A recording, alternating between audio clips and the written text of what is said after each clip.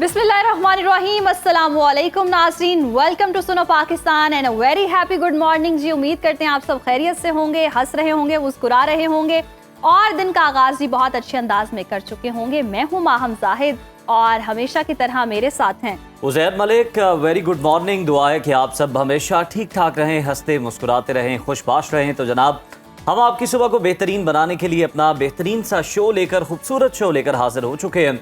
आज के प्रोग्राम में आप बहुत कुछ देखेंगे भी, सुनेंगे भी, सीखेंगे भी और आज का प्रोग्राम इंफॉर्मेशन और इंफरटेनमेंट से भरपूर होने वाला है। उम्मीद है कि ये शो आपको हमेशा की तरह पसंद आए। और प्रोग्राम में हमेशा की तरह जी सबसे पहले बात करेंगे वेदर की। तो मॉनसून बारिशों के बाद एक बार फिर से जो है गर्मी डेरे डालने लगी है, मगर अक़वाम मुत्तहिदा के ज़ेली इदारे FAO ने मज़ीद बारिशों का अलर्ट भी जारी कर दिया। ये बारिशें कहाँ कहाँ होंगी और मुख्तलिफ शहरों में टेम्परेचर क्या रहेगा, इस पर भी मुकम्मल आपको प्रोग्राम में अपडेट्स देंगे। साथ ही प्रोग्राम में हम बच्चों की भी बात करेंगे कि बच्चों में मोबाइल फ़ोन का इस्तेमाल किस हद तक ख़तरनाक सूरत हाल इख्तियार कर चुका है। आंखों के मसाइल बहुत तेज़ी से बढ़ रहे हैं और मोबाइल किस तरह बिनाई को नुकसान पहुंचा रहा है, इसका इलाज क्या है, इस पर आई स्पेशलिस्ट हमारे साथ होंगे। और इसके अलावा बात करेंगे FBR ने टैक्स नेट बढ़ाने के लिए जो है वो तैयारियां कर ली हैं, कमर कस ली है। किस किस के खिलाफ शिकंजा सख्त हो रहा है, कौन कौन गिरफ्त में आएगा, इस पर भी खुसूसी गुफ्तगू करेंगे। और इसके साथ साथ खवातीन की बात ना हो, मॉर्निंग शो ऐसे हो नहीं सकता। खवातीन का जी जो ड्राइविंग है रुझान वो तेज़ी से बढ़ रहा है और पंजाब हुकूमत का जो आबशार ड्राइविंग स्कूल है वो खवातीन को ड्राइविंग सिखाने में पेश है। इसमें एडमिशन का तरीकाकार क्या है, कितनी फ़ीस होती है और इस हवाले से कैसे जी प्रोसीजर है, वो खुसूसी रिपोर्ट हमने प्रोग्राम में आपको ज़रूर दिखानी और आपने फिर खवातीन ने ड्राइविंग करनी है। और साथ ही नजर डालेंगे आलमी मंजरनामे पर। तो दुनिया भर में फ़लस्तीन के 2 रियासती हल की हिमायत बढ़ चुकी है। मुतादिद ममालिक ने फ़लस्तीन को बाकायदा तस्लीम कर लिया है। इसके असरात क्या होंगे, इसराइल पर कितना दबाव बढ़ेगा, इस पर दो टोक तज्जिया होगा। शोबिस की दुनिया से भी बात करेंगे। ड्रामा इंडस्ट्री में क्या नया हो रहा है और कौन कौन तनाज़ात का शिकार है, इस पर फिल्म एंड ड्रामा क्रिटिक हमारे साथ होंगे। और इस पर जी खुसूसी हम गपशप भी करेंगे और आप ये कहें आप गॉसिप करेंगी उनके साथ। गॉसिप ऑब्वियस सी बात है, इंडस्ट्री, मीडिया इंडस्ट्री और शोबिज़ इंडस्ट्री की बात और गॉसिप ना ऐसे हो नहीं सकता। लेकिन इसके साथ साथ खवातीन के जो मसाइल हैं हम उस पर भी बात करेंगे। खवातीन में जो मिस कैरेज के केसेस हैं वो हम देख रहे हैं कि तशवीशनाक हद तक उसमें इजाफा हो। इसकी वजूहात क्या है, इसका हर्बल इलाज क्या हो सकता है, इस पर माहिर तिब हमें ज्वाइन करेंगे, उनसे जिस मसले का हल जानेंगे। और प्रोग्राम में सोशल मीडिया की बात ना हो, ये भी नहीं हो सकता। तो जो चीज़ें ट्रेंड करी हैं सोशल मीडिया पर दुनिया भर में, जो खबरें वो ट्रेंड जो कर रही हैं उन पर भी बात करेंगे। East west north world wide जो भी चीज़ें देखी जा रही हैं वो भी आपके साथ शेयर करेंगे और प्रोग्राम का बाकायदा आगाज भी कर लेते हैं। और मौसम की सूरत हाल बता दें कि दिन भर मौसम कैसा रहेगा। मौसम कैसा रहेगा ये हम अपने नाज़रीन को बता दें।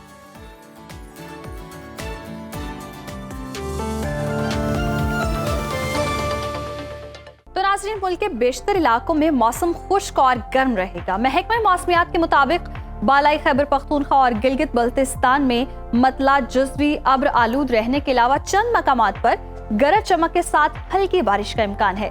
मुख्तलिफ शहरों में मौसम की क्या सूरत हाल है, आइए जानते हैं। तो सबसे पहले बात करते हैं बुलंदोबाला पहाड़ों की सरजमीन गिलगित बल्तिस्तान की, जहां पर अक्सर इलाकों में मतला अब्र आलूद रहेगा।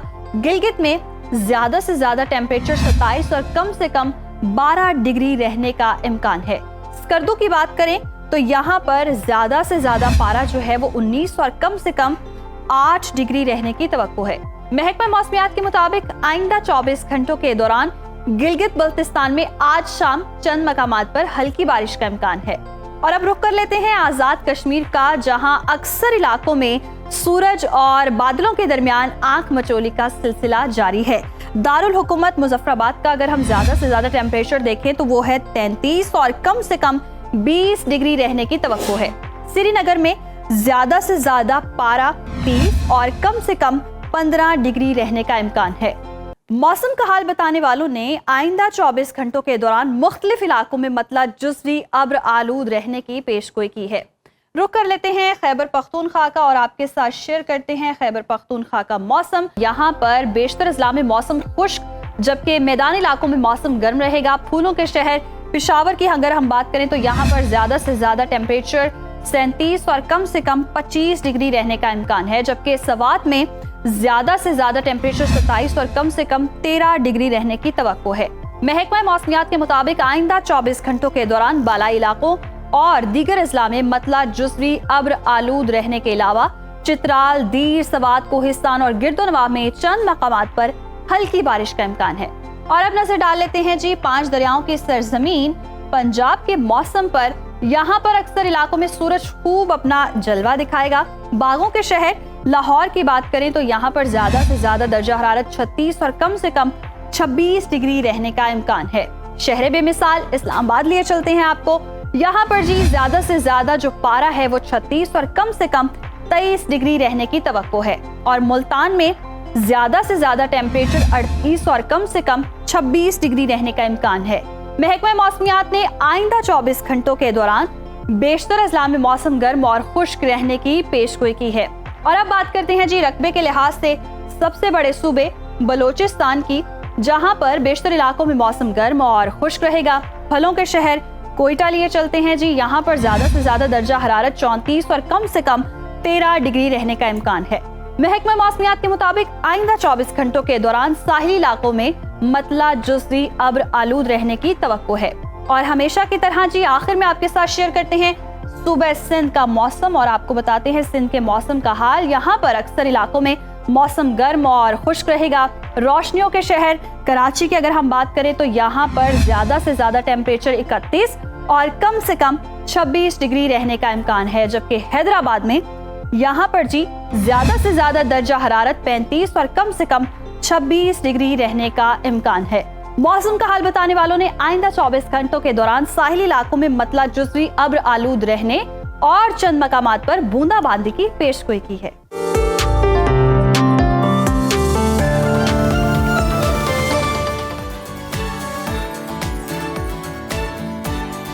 तो जैसा कि माहम ने बताया, मानसून बारिशों के बाद मुल्क भर में एक बार फिर से गर्मी डेरे डालने लगी है और टेम्परेचर बढ़ना शुरू हो गया है।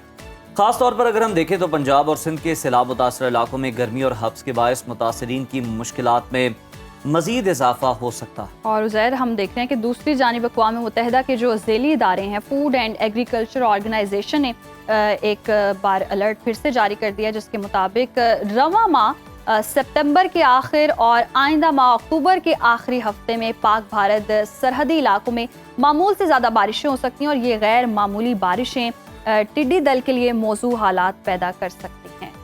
आइंदा दिनों में मौसम कैसा रहेगा? गर्मी में इजाफा होगा या फिर कमी आएगी? बारिशों का कितना इम्कान है? इसी तमाम तर सूरत हाल पर जान लेते हैं डिप्टी डायरेक्टर महकमा मौसमियात इरफान विर्क साहब से। इरफान विर्क साहब, good morning and welcome to Suno Pakistan.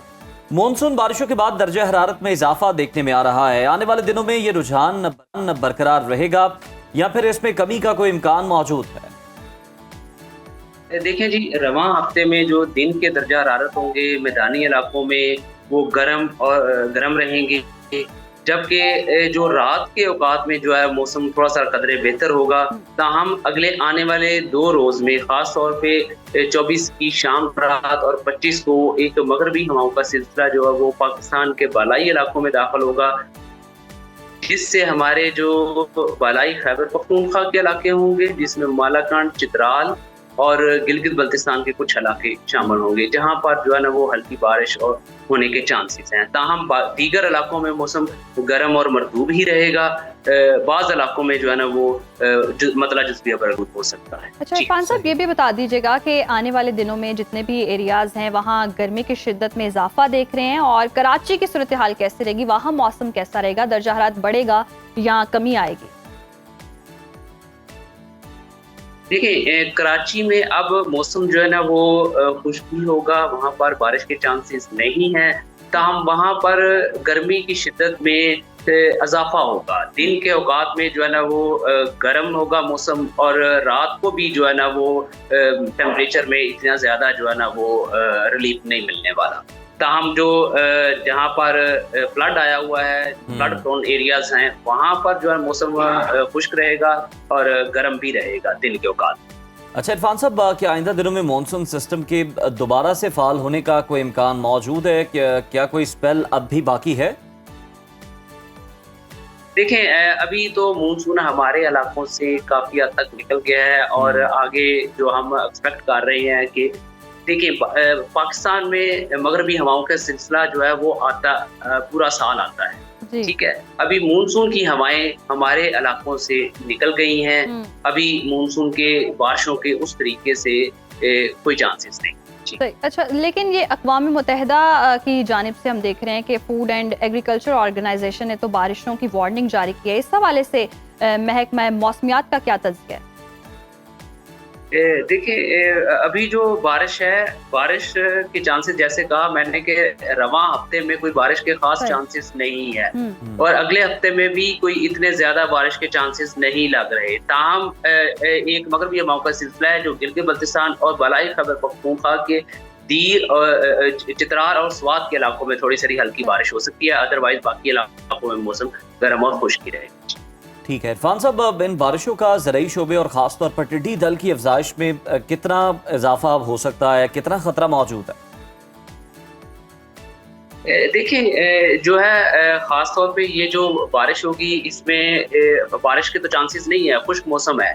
तो ये जो जहाँ पर सैलाब का पानी खड़ा है वहाँ पर ज़ाहिर बात है ये जो मच्छर और दीगर जो चीज़ें हैं इसकी अफजाइश हो सकती है और आने वाला मौसम भी इस तरह होगा कि टेम्परेचर में यकदम जो है ना वो ना इजाफा होगा और ना ही यकदम कमी होगी। इसका मतलब सर्दी भी आस्ता आस्ता आएगी और गर्मी भी आस्ता आस्ता जाएगी और ये मौसम इस तरह का मौसम जो होता है मोतदिल मौसम होगा। मोतदिल मौसम फेवरेबल होता है। सर्दी के हवाले से बता दें, जिस तरह से हमने देखा कि मॉनसून सीजन में बारिशों का पैटर्न भी चेंज हुआ, गर्मी की शिद्दत में भी बहुत इजाफा रहा, हब्स का मौसम भी रहा, सर्दी कितनी शिद्दत की होगी आने वाले दिनों?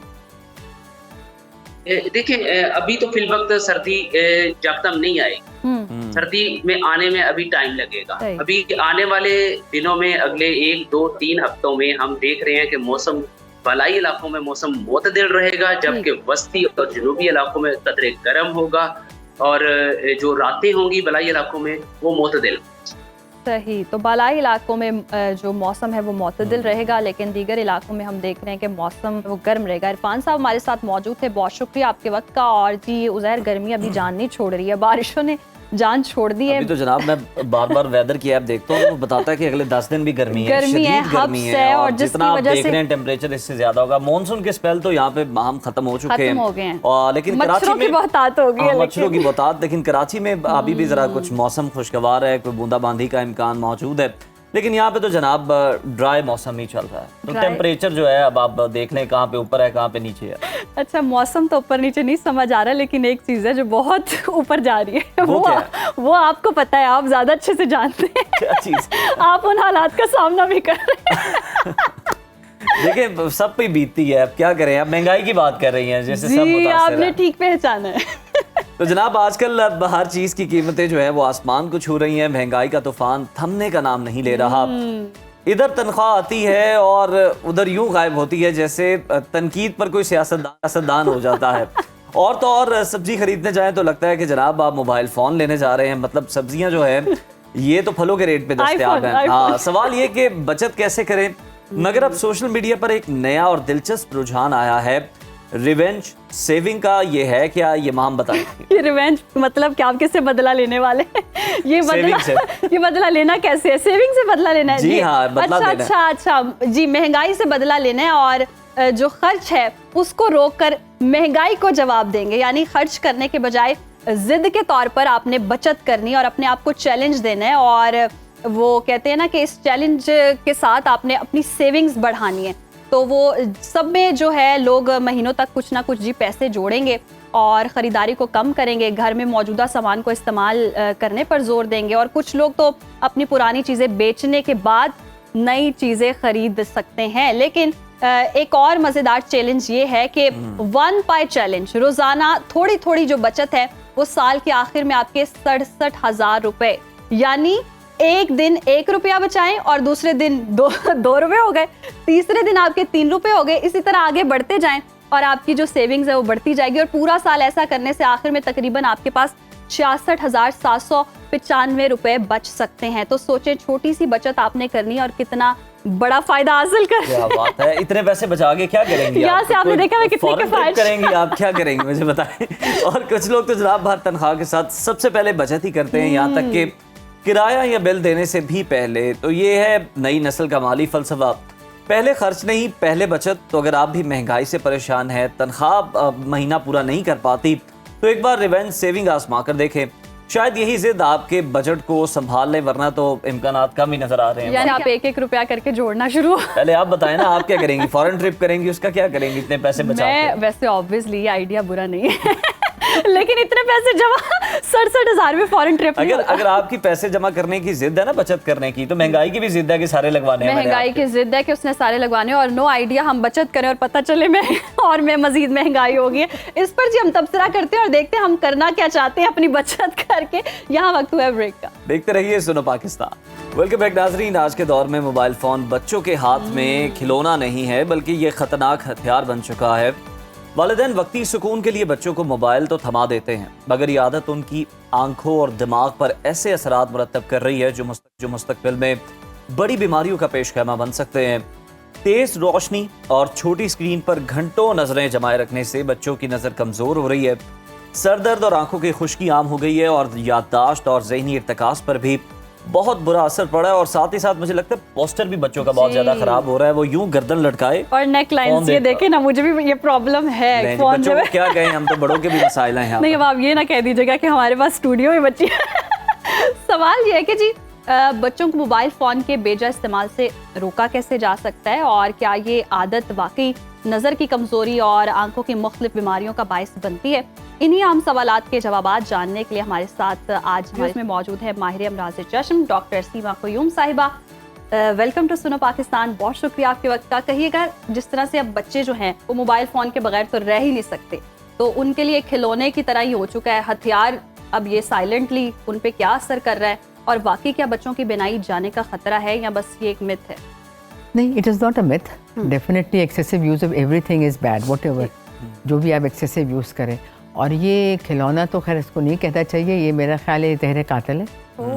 आप अपने बच्चों के साथ अगर बहुत सारे लोगों से पूछो ये मोबाइल आपने क्यों दिया उनके हाथ में, लाड में। हमारा बड़ा लाडला बच्चा आएगा तो हम इसे मना नहीं कर सकते। तो मुझे ये लगता है कि जो बच्चा मेरा बहुत लाडला हो, वो तो मुझे ऐसा चाहिए कि जो परफेक्ट मॉडल होना चाहिए कि देखें क्या बात है, क्या बच्चा पाला आएगा। तो ये वाला एटीट्यूड हमारे यहाँ नहीं पाया जाता। और आजकल अनफॉर्चुनेटली मैं आज की माओं को, वालिदैन को, बल्कि बापों को, दोनों को ही ब्लेम करूँगी कि वो अपनी सहूलत के लिए बच्चे के हाथ में वो एक ऐसी चीज़ दे देते हैं जो उसके लिए बहुत ज़्यादा नुकसानदेह है। तो जो एक्सेसिव यूज़ ऑफ मोबाइल होता है उससे बहुत सारी चीज़ें होती हैं, जैसे आपने पहले भी जिक्र किया। एक तो बिनाई मुतासर होती है डेफिनेटली, बिकॉज जब long term use of screen time होता है तो उसमें ये होता है कि बच्चा मुस्तकिल उस स्क्रीन को देखता रहता है और वो लिटरली ज़ॉम्बीज़ बन जाते हैं। दे डोंट इवन ब्लिंक, वो उठते नहीं, वो कान उनके बंद होते हैं, आंखों से इधर उधर साइड में कुछ नज़र नहीं आ रहा होता। तो जो हमारी जो टीयर फिल्म है, जो रब्बे बारी ताला ने एक नेमत की तरह हमारे है, जो कि उसको स्प्रेड करने के लिए ब्लिंक करना बहुत ज़्यादा ज़रूरी है। बच्चा जब लॉन्ग ड्यूरेशन के लिए ब्लिंक नहीं करता तो उसकी आइज़ ड्राई होना शुरू हो जाती हैं। जब ड्राई होती हैं तो वो रब करना शुरू कर देता है।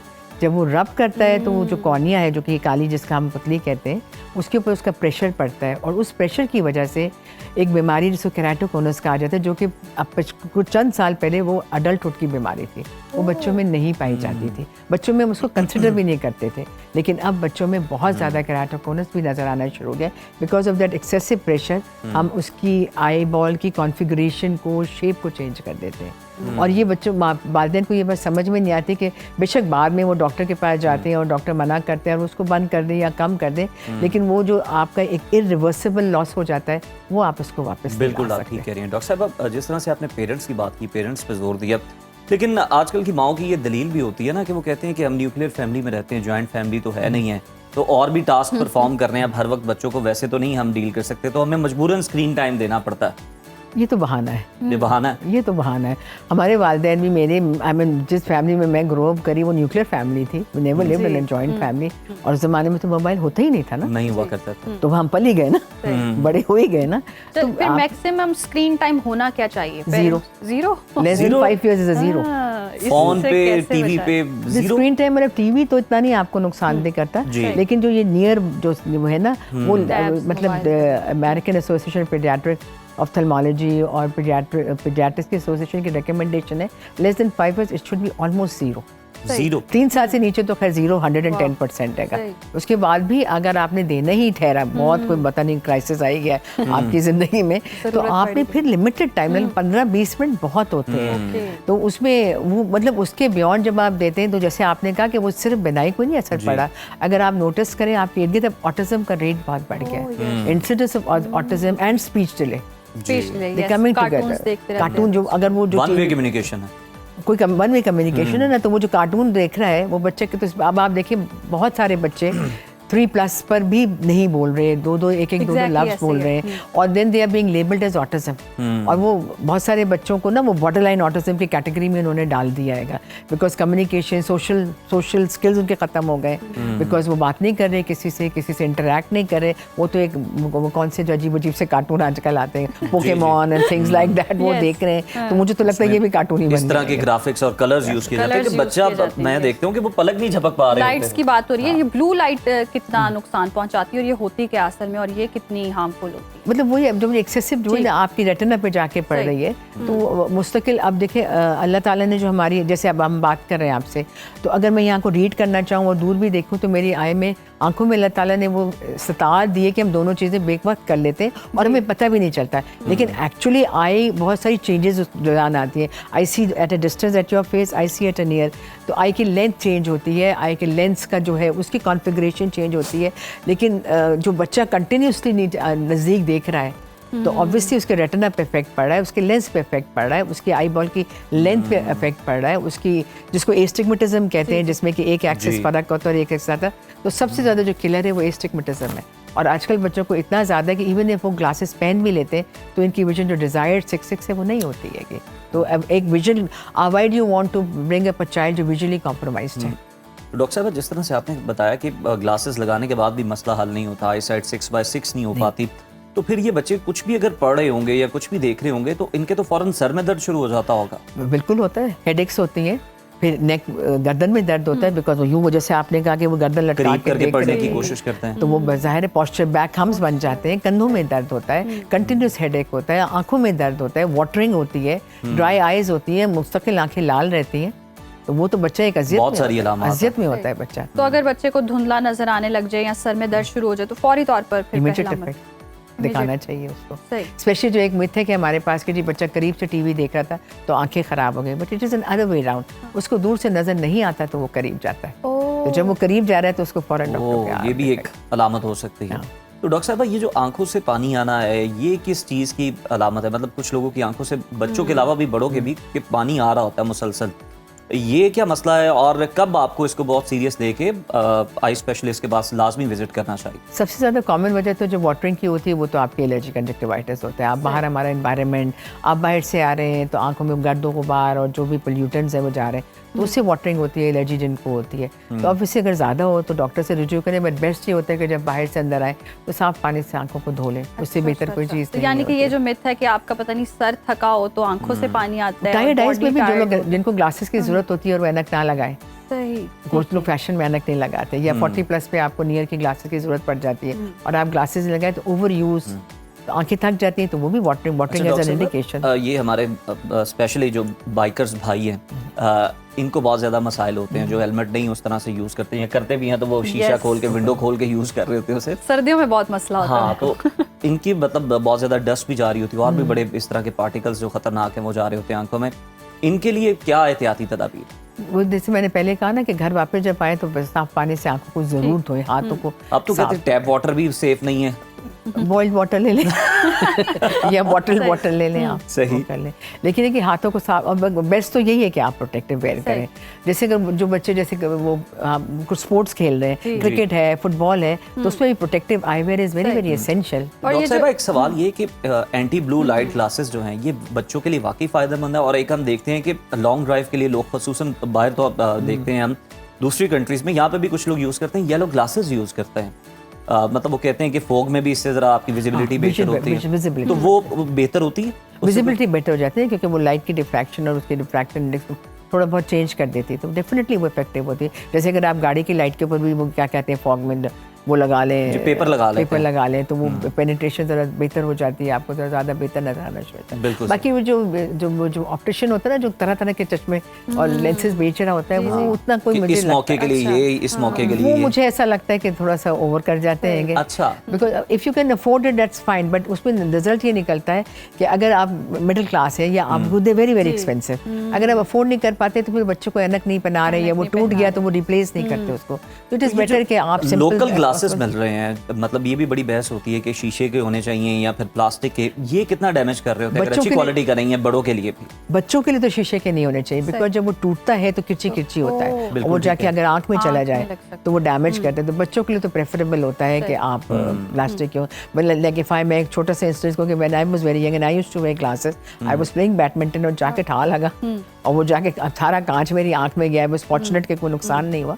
तो जब से तो खैर मुझे पक्का पता है कि शीशे वाले ग्लासेस नहीं होने चाहिए, और अदरवाइज भी अच्छी। उस वाकये के बाद से तो नहीं डॉक्टर साहब आपने सोचा कि मैंने जो है वो नहीं, डॉक्टर साहब ने खुद भी चश्मे बन जाना है, और अब माशाल्लाह से चश्मा भी नहीं आपको लगा हुआ पूरी उम्र। आपने बच्चे आपने देखा, जैसे हम बात भी कर रहे थे कि बच्चे ही देखे हैं, तो ज्यादा प्रॉब्लमेटिक क्या होता है? बहुत स्वेयर किस्म की अगर नजर किसी की खराब है तो वो ऐसा कोई पेशेंट देखा और डील करने में प्रॉब्लम हो रही हो? बेटे होती है, स्पेशली तो ये जो हाई मायोप्स होते हैं ना, जिसको माइनस का नंबर लगता है, जिनको कि दूर को बिल्कुल धुंधला नजर आता है। मैंने आई हैव सीन चिल्ड्रन जिनका -16, 17, 18, 20, 22 भी होता है। वहाँ पे डिफ़िकल्ट, ऑब्वियसली उनको डील करना मुश्किल होता है क्योंकि ग्लासेस लगा के भी उनकी विजन बहुत इंप्रूव नहीं होती। और सबसे ज़्यादा जो मुझे मतलब आई वुड रियली लाइक आपके फोरम से थोड़ा सा मैं एक मैसेज ज़रूर कन्वे करने चाहिए। पेरेंट्स हमारे पास आते हैं, और अगर बेटी हो चाहे वो छोटी सी, और अगर आप उनको कह दें कि इसको ऐनक लगती है ना, तो कुछ माएँ तो मुझे लगता है कि फौत हो जाएंगी उसी वक्त। क्योंकि जो नेक्स्ट, मतलब आई रिमेंबर अ पेशेंट जो कोलैप्स कर गई थी, माँ कि मेरी बेटी को ग्लासेस लगेंगे तो उसकी शादी कैसे होगी, यू नो लाइक इस तरह की बातें। तो वो मैंने उनको सिर्फ एक बात कही थी कि जो लड़का आपकी बेटी को ऐनक की वजह से रिजेक्ट करे, उसको घर में दाखिल भी मत होने देना, because give your child a confidence, give them the confidence. और बाकी ये कि after certain age laser surgeries होती है, और ये किस एज के बाद होती है? आइडियली आफ्टर 20, आफ्टर 20, जब आपका नंबर स्टेबल हो जाए। यानी कि ये लेजर, ये जो भी प्रोसीजर है बच्चों को नहीं करवा सकते? अभी नहीं, एटलीस्ट अभी तक कोई है, क्योंकि नंबर ने, बच्चों के नंबर ने तो प्रोग्रेस करना है, चेंज होना है। तो जब तक वो स्टेबल ना हो जाए, जब 2-3 साल स्टेबल नंबर रह जाए, तो फिर वो that is ideal age is, यानी कि वो बेनिफिशियल है जो एज के बाद हम लेजर करवाते हैं। उसमें फिर आपके ऐनक पहनने की जरूरत खत्म हो जाती है। बिल्कुल ठीक है, बहुत शुक्रिया डॉक्टर साहब आपके वक्त का। तो नाजरीन, बड़ा खूबसूरत डॉक्टर साहिबा ने मैसेज भी दिया कि बच्चों के लिए जनाब ये बहुत ख़तरनाक हो सकता है, और वालिदैन को इसमें जो है बहुत ज़्यादा कंट्रीब्यूट करने की ज़रूरत है, बल्कि सेक्रीफाइस करने की ज़रूरत है। आप उनके सामने, बच्चों के सामने जब फ़ोन यूज़ नहीं करेंगे तो फिर बच्चों को भी याद नहीं रहेगा कि जनाब हमने फ़ोन यूज़ करना है। और आजकल बड़े भी मोबाइल नहीं छोड़ रहे, तभी बच्चे भी मोबाइल नहीं छोड़ रहे। तो बड़ों को चाहिए कि अपनी आदतें चेंज करें और आउटडोर एक्टिविटीज़ करें, ऐसी एक्टिविटीज़ करें जिससे बच्चा हेल्दी हो और डाइट अच्छी हो बच्चों की। और आप भी अपने आप से सेहत करें कि अभी हम ब्रेक पे जा रहे हैं, अपने ब्रेक के दौरान फ़ोन नहीं अपना चेक करना। जी बिल्कुल, मैं अपना फ़ोन क्लोजिंग के बाद चेक करना आपने। इंशाल्लाह। अभी हम ब्रेक पर जाते हैं और ब्रेक से फिर वापस आएंगे और दीगर मौज़ूआत पर बात करेंगे। करेंगे सुनो पाएं। पाकिस्तान में ख़वातीन में ड्राइविंग का रुझान तेज़ी से बढ़ रहा है। लाहौर की सड़कों पर अब ख़वातीन भी ज़्यादा पुरएतमाद और महारत के साथ गाड़ियाँ चलाती नजर आती हैं। ख़वातीन को बाख्तियार बनाने के सफ़र में सिटी ट्रैफिक पुलिस लाहौर का कदम भी काबिल ज़िक्र है, जहाँ पर आबशार ड्राइविंग स्कूल के जरिए ख़वातीन को महफूज और पुरएतमाद ड्राइविंग की तरबियत दी जा रही है। वाह वाह वाह, ज़बरदस्त हो गया। और आबशार ड्राइविंग स्कूल में जी एडमिशन का तरीकाकार क्या है, कितनी फीस है और ये कितने दिन की ट्रेनिंग है, कब तक आप ड्राइविंग सीख सकते हैं, इस हवाले से तमाम डिटेल्स जो हैं रुबीना यूसुफ की हम खुसूसी रिपोर्ट में देख लेते हैं।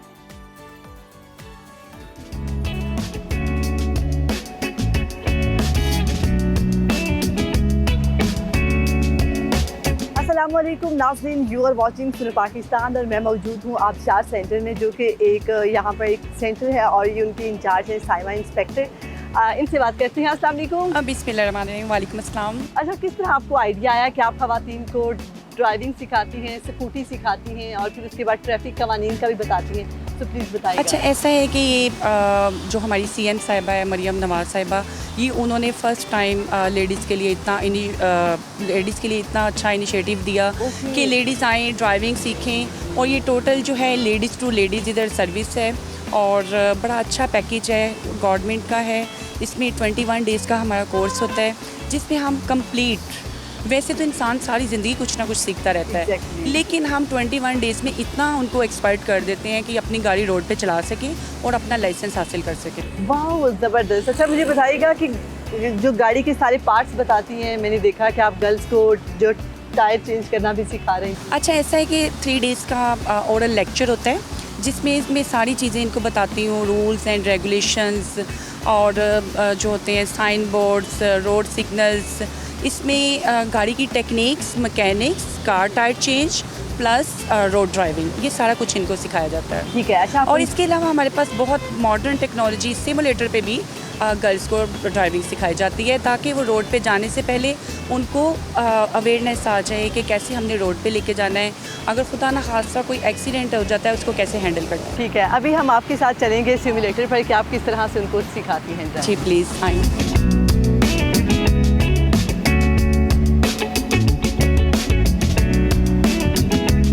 अच्छा, मुझे बताइएगा सिमुलेटर पर कितने डेज़ आप लोगों को बिठाती हैं, उसके बाद फिर आप गाड़ी में शिफ्ट करते हैं? 3 डेज़ का ओरल लेक्चर है, उसके बाद 2 डेज़ के लिए जो है मॉडर्न टेक्नोलॉजी सिमुलेटर, इस पे ट्रेनिंग दी जाती है ताकि रोड पे जाने से पहले इनको इतनी अवेयरनेस दे दी जाए कि आपने रोड कैसे यूज़ करना है। तो इसमें भी वही just a real car. Okay, ज़बरदस्त। हम इनसे बात करते हैं कि इन्हें कितने दिन हो गए यहाँ पर आते हुए और कितना सीख चुकी हैं। अस्सलाम वालेकुम। वालेकुम अस्सलाम। क्या हाल है? फाइन मैम, थैंक मुझे यू। बताइएगा कितना मतलब अच्छा फील कर रही हैं आप यहाँ पर? बहुत अच्छा फील कर रही हूँ। कितनी गाड़ी आ चुकी है आपको? मुझे 2 वीक्स 1.5 हो गया है, लेकिन मैं अच्छी ड्राइव करती हूँ। ठीक है, लेकिन आपको ये कितना हेल्पफुल था आपके लिए? बहुत, क्योंकि मैं खुद से मैं आपको पता है कि आजकल फील्ड में काम करने के लिए किसी पे डिपेंड होना। गाड़ी में कितने टूल्स होने चाहिए, क्या क्या अहम? जो इसके लिए 3 टाइप्स ऑफ इंस्ट्रूमेंट्स हैं, jack rod and wheel panel, जिसकी मदद से हम टायर चेंज कर सकते हैं। इसके अलावा हमारे पास सेफ्टी ग्लव्स होने चाहिए ताकि आपके हैंड्स जो हैं वो रफ ना हों। ठीक है, अभी हम जाके गाड़ी का देखते हैं। यस, आ जाए।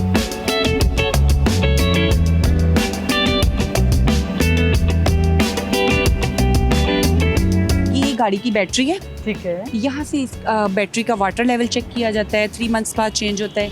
ये गाड़ी के टर्मिनल्स हैं। ओके। इनकी जो है सफाई का ख़ास ख्याल रखना होता है। गाड़ी की बैटरी जो है ये कंपनी की होनी चाहिए, मींस कि जैसे सुजुकी है तो सुजुकी वालों की, जैसे वो कंपनी की, और इसकी जो लिमिट है वो 3 to 4 ईयर्स। ओके। ये गाड़ी का रेडिएटर है। ओके। और इसको यूँ हमने ओपन करना है, ये टेक्निक्स हैं, और ऐसे इसमें पानी चेक करके और इसको ऐसे बंद कर देना है। और ये इसके साथ स्टोरेज वाटर है, इसमें पानी डालते हैं। इसके नीचे रेडिएटर फ़ैन है। गाड़ी हीटअप होने की वजूहात, हाँ, गाड़ी इसमें बहुत ज़्यादा हीटअप हो जाती है, फिर आग भी लगती है, वो ऐसी क्या हो जाती है। वजूहात है? हम इनको पावर फार्मूला बताते हैं जिसमें घर से निकलने से पहले गाड़ी का फ्यूल चेक करना होता है, ऑयल चेक करना होता है, पानी चेक करना होता है, और गाड़ी की बैटरी चेक करनी होती है, और गाड़ी के टायर्स, रबड़ की जितनी चीज़ें हैं। जब आप ये चेक कर लेते हैं, ये फॉलो कर लेते हैं, तो देन आपको ऐसा फेस नहीं करना पड़ता। वैसे जैसे आप पूछ रही हैं, तो इसमें ये है गाड़ी के हीटअप होने में अगर रेडिएटर में पानी का ना होना, कम होना, या रेडिएटर फ़ैन का फ्यूज़ हो जाना, बंद हो जाना, ये चीज़ें हैं। और हम ये लेक्चर में हर चीज़ बताते हैं, प्रैक्टिकली भी करवाते हैं कि आपको पता होना चाहिए रेडिएटर कहाँ है, इसका फ़ैन कहाँ है, अगर इसमें कूलेंट वाटर डालें इसमें जंग नहीं लगता, इसके जो हैं प्रिकॉशंस बताते हैं, ये सारी चीज़ें बता देते हैं कि कहाँ पे क्या चीज़ है। उसको अगर आप खुद भी थोड़ा बहुत कर सकते हैं, गाड़ी की टेक्निक्स एंड मैकेनिक्स। ज़बरदस्त। ये जैक लगाया है। ओके। ये गाड़ी की हार्ड प्लेस पे लगाया जाता है, ये हर तरफ, ये हर गाड़ी में अवेलेबल है, ये हार्ड प्लेस है। ओके। यहाँ पे लगा के ये जैक रॉड है, ठीक है। इसकी मदद से हम अगर क्लॉकवाइज करेंगे तो ये ऊपर लिफ्ट होगी। ओके। ठीक है, अगर आपने इसको नीचे लेके आना है तो एंटी क्लॉकवाइज। अभी हमें चाहिए ऊपर। ठीक है। ठीक है, हाँ, क्लॉक गाड़ी को ऊपर करेंगे ताकि हम इसका चेंज कर सकें। क्लॉकवाइज। वो देखिए काफी ज्यादा ऊपर हो ऊपर गया हो गया, है। या। अब मैं चेक करूंगी अपने हैंड से ठीक कि है। टायर कितना ऊपर हो गया है। यस, जितना हमें चाहिए उतना उतना हो ऊपर चुका हो है। चुका है, ठीक हम है। इसके स्क्रू, ये व्हील पैनल है, ओके ओके व्हील पैनल से ओपन करेंगे। इसके साथ मैंने आपको बताया था सेफ्टी ग्लव्स यूज करने बहुत ओके, जरूरी है, ओके। लेकिन मेरे प्रॉब्लम है मैं सिर्फ ग्लव्स नहीं पहनती हूँ। ओके। तो बाद में हम हैंड वॉश कर लेंगे। आप एक इसको- मैं आपको खोल के दिखाती हूँ। यस, करे खोलें। ये मुझे पकड़ा दें। Yes, यस, अब ये same. करें। इसको भी आपने एंटी क्लॉक, वाइस खोल। शाबाश, गुड। So, bit difficult. ठीक है, ये जब तक नहीं खुलेगा तो ये अंदर से नहीं निकलेगा। ठीक है, इस तरह से आपने ये 4 सारे- फिक्स स्क्रू है, ये दो हाँ। ऊपर कर दो। ओके ओके, इसको अब ऊपर करेंगे। अब यस, वेल डन।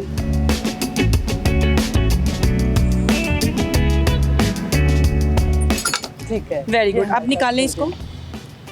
बहुत इजी है, शाबाश। Ouch. यस, अभी ये आपको हैवी फील हुआ है। या क्यों फील हुआ है? कि आप इसमें अभी एक्सपर्ट नहीं हैं। ठीक है ठीक है, जब आप एक्सपर्ट हो जाएंगी तो देन ये आपको बड़ा लाइट वेट ठीक है ठीक है। फील होगा। इंस्पेक्टर साइमा, आज आपने हमें बहुत ही कीमती वक्त अपना दिया है। प्लीज़ कोई बताइएगा, हमारे जो लोग हमें देख रहे हैं उन्हें कोई एक मैसेज आप देना चाहें। मैं मैसेज यही देना चाहूँगी कि जो स्किल्स हैं वो ज़रूर आपके पास होनी चाहिए। अगर आपको मौका मिलता है, ये नहीं है कि अगर आपके घर वाले अलाउ नहीं कर रहे तो आप ज़बरदस्ती आए। अगर आपके घर से ही आपको, ये मैंने बताया, कॉन्फिडेंस मिलता है, अगर आपको अलाउ करते हैं तो आप हर तरह की स्किल लें। स्किल, कॉन्फिडेंस, ये बहुत ज़रूरी है, सबके लिए बहुत ज़रूरी है, लेकिन लेडीज़ के लिए तो बहुत ही ज़रूरी है कि आप इसको यूज़ करके अपनी लाइफ आसान बना लेते हैं। Thank you so much. Inspector Saima हमारे साथ मौजूद थी। हमारी जो ख़वातीन हैं जो घर पर बैठी हैं और वो कहती हैं कि हम 30 से ऊपर हो गए हैं तो हमारी ज़िंदगी ख़त्म हो गई है, हम 40 क्रॉस कर गए हैं तो हमारी ज़िंदगी ख़त्म हो गई है। इन्हें देखकर तो मुझे लगता है कि अभी बहुत ज़्यादा, मतलब ज़िंदगी आपकी कभी ख़त्म ही नहीं होती। तो उम्मीद है कि आज के इस सेगमेंट में आपको बहुत कुछ सीखने को मिला होगा। देखते रहिए हमारा प्रोग्राम सुनो पाकिस्तान।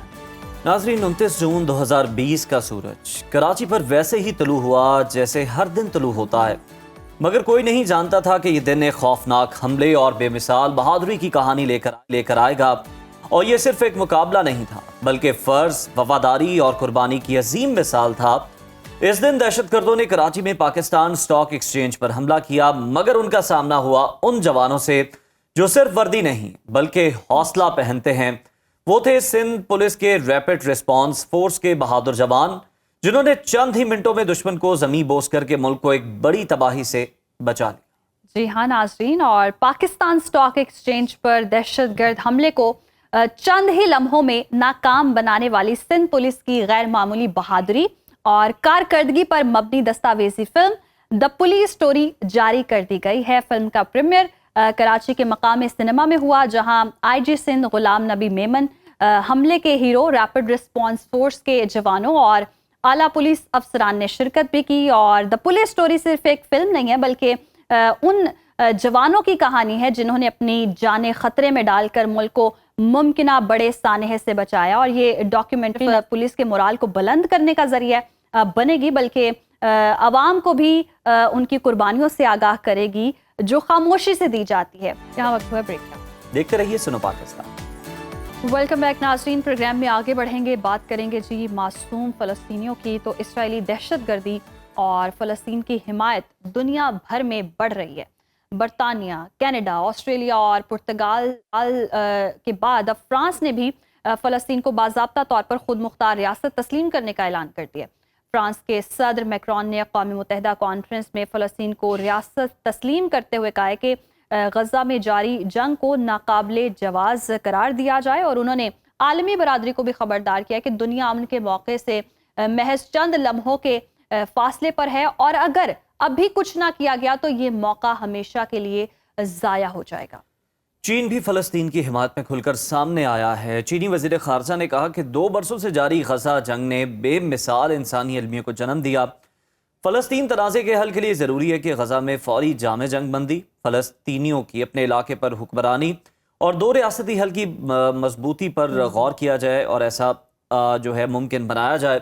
साथ ही उन्होंने आलमी बरादरी से अपील की है कि फ़लस्तीन की अक़वाम मुत्तहिदा की रुकनीत की हिमायत की जाए। और इसके साथ साथ जी फ़लस्तीन के मामले पर पूरी दुनिया अब एक तरफ हो चुकी है, मगर अमेरिका और इसराइल की हठधर्मी अभी भी हम देख रहे हैं कि बरकरार है और दोनों गजा में फ़लस्तीनियों की नस्ल कुशी पर डटे हुए हैं। अमेरिका ने मुख्तलिफ मगरबी ममालिक की जानिब से फ़लस्तीनी रियासत को तस्लीम करने के ऐलानात को नुमाइशी इक़दाम करार दे दिया है, और जबकि सऊदी वज़ीर आज़म ने फ़लस्तीनी रियासत को तस्लीम करने के फैसले को मुस्तरद कर दिया और कहा है कि कोई फ़लस्तीनी रियासत नहीं बनेगी। ये ऐलान अमन कायम करने के बजाय खित्ते को मजीद गैर मुस्तहकम करता है और मुस्तकबिल में पुरअमन हल के इम्कानात को नुकसान पहुंचाएगा, जबकि मगरबी किनारे में यहूदी आबादकारी के इक़दामात जारी रखेंगे। दूसरी तरफ हमास ने अमरीकी सदर को खत लिखा है और जंगबंदी के बदले डोनाल्ड ट्रंप से गारंटी का मुतालबा कर दिया है। अमरीकी मीडिया के मुताबिक खत में सदर ट्रंप से 60 रोज़ा जंगबंदी की शर्त रख दी और कहा कि आधे यरकमाली छोड़ेंगे मगर जंगबंदी यकीनी बनाएं। इसके साथ साथ अक़वाम मुत्तहिदा में सऊदी अरब और फ्रांस की क़यादत में मसला फ़लस्तीन के 2 रियासती हल के लिए सरबराही कॉन्फ्रेंस भी हो रही है। वज़ीर आज़म शहबाज शरीफ भी शिरकत कर रहे हैं। इसी तमाम तर सूरत हाल पर डिस्कशन कर लेते हैं। हमें ज्वाइन किया आलमी अमूर की माहिर शाज़िया चीमा साहिबा ने। बहुत शुक्रिया शाज़िया साहिबा आपके वक्त का।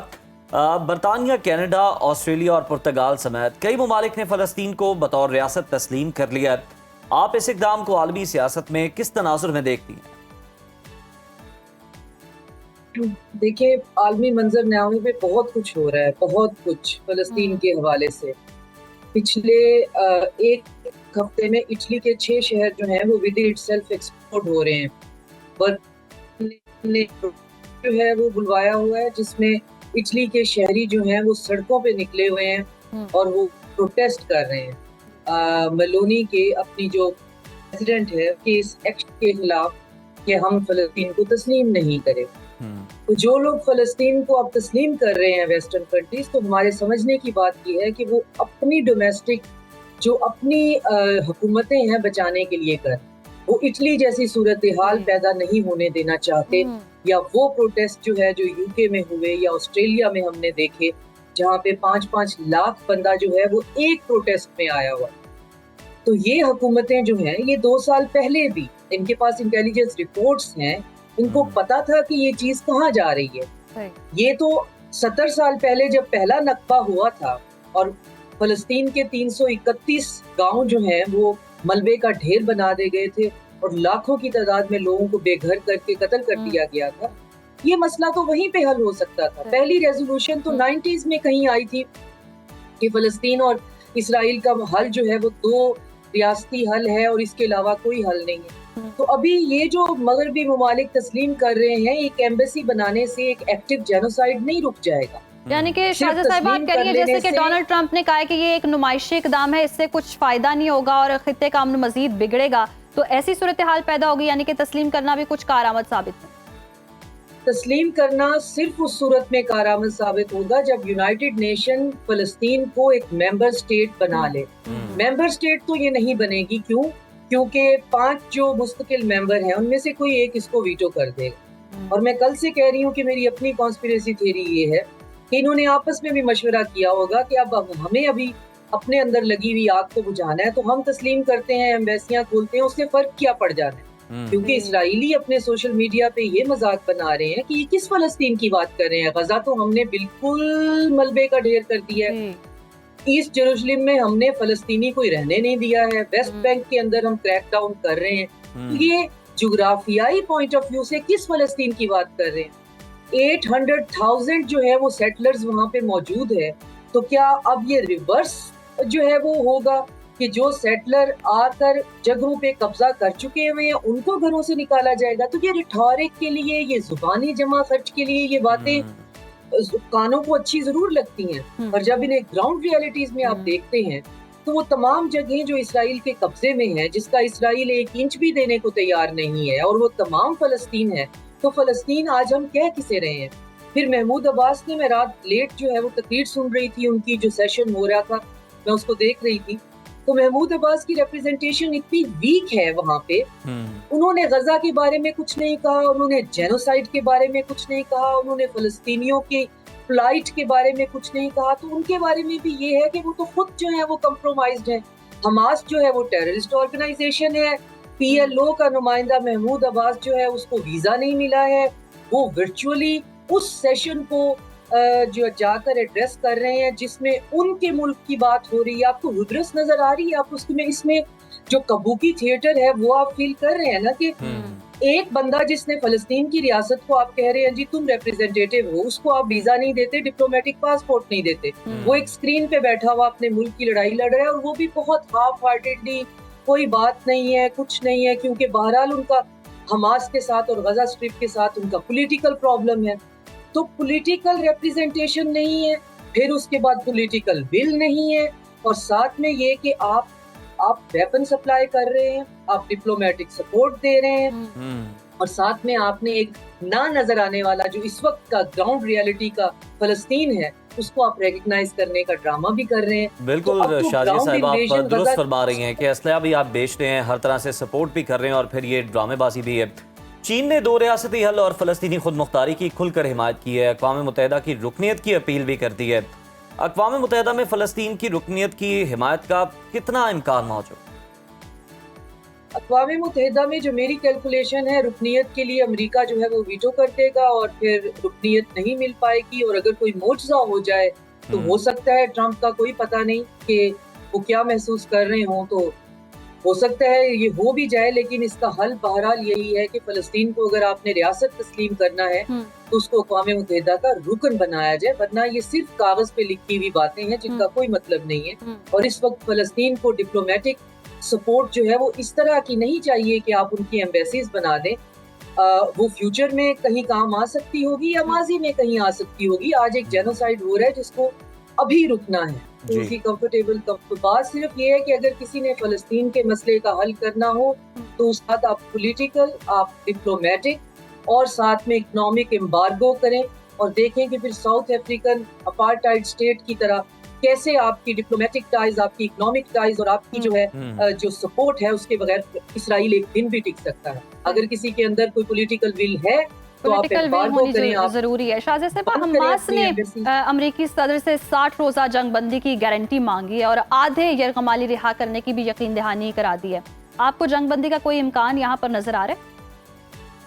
जंग बंदी हमास ने ये कोई 7वीं दफा है, हमास आगे आकर कह रहे हैं कि हम जंग बंदी करना चाहते हैं, और यरगमाली भी हमने जाहिर है अपने पास लिवरेज के तौर पे रखे हुए हैं, और हमें उनको जिंदा रखना भी इस भूख और इस बेबसी में उनको भी जिंदा रखना बहुत मुश्किल है। बल्कि वो तो कह रहे थे कि रेड क्रॉस को भेजकर उनके लिए ही कम से कम कुछ खाना जो है वो भिजवा दें, हम उन्हें मारना नहीं चाहते, हम तो अपनी रेजिस्टेंस की फाइट कर रहे हैं। तो ये 7वीं दफा वो ये कह रहे हैं, और जितनी दफा उन्होंने निगोशिएशन में वो पड़े हैं, उनके जो नुमाइंदे हैं उनका कत्ल ही हुआ है, स्टार्टिंग फ्रॉम इस्माइल हानिया और रिसेंट जो अटैक है वो दोहा पे।